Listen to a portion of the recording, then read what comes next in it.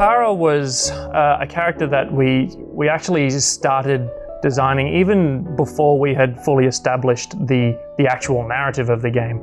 The story sets up with her, basically with her family on a bunch of their boats, going through this storm, and effectively she gets separated on her ship from the rest of the family in the storm and ends up crashing her boat and waking up on the island. And she's basically stuck within these storms where the islands are, and she needs to find her way out of it.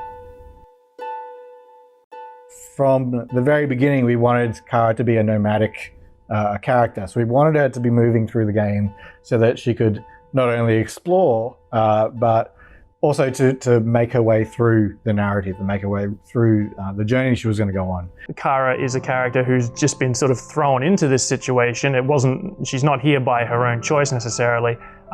You need somebody who comes from a place where that's the sort of thing that's expected of them to be able to survive.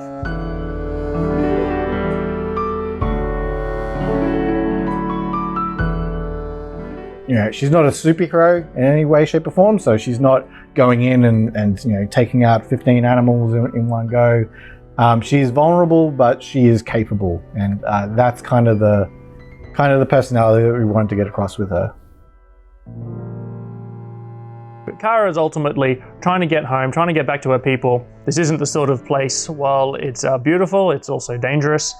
It's not the sort of place where you want to be by yourself any longer than you need to. And while along the way it feels like she's potentially being hampered by the world, by the wind, by the storm that's trapping her there, along the way of trying to achieve that goal of getting home, she sort of uncovers a little bit of context and reasoning for why the things are the way they are. The Nautilus is introduced early on in the game.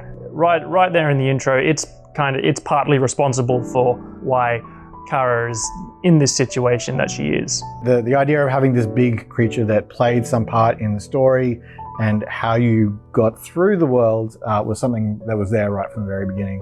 Framing it as an antagonist and sort of developing it over time so that hopefully you'll sort of get a clearer idea, find out what its intentions really are, how it's actually been interacting with Kara behind the scenes the whole way. The Nautilus, she finds out more about it as she plays through the game, and more about the world that she's in and the nature of the storms and everything around her. It's hard to say too much without getting too spoilery. Their purpose will hopefully become more apparent as the player gets through.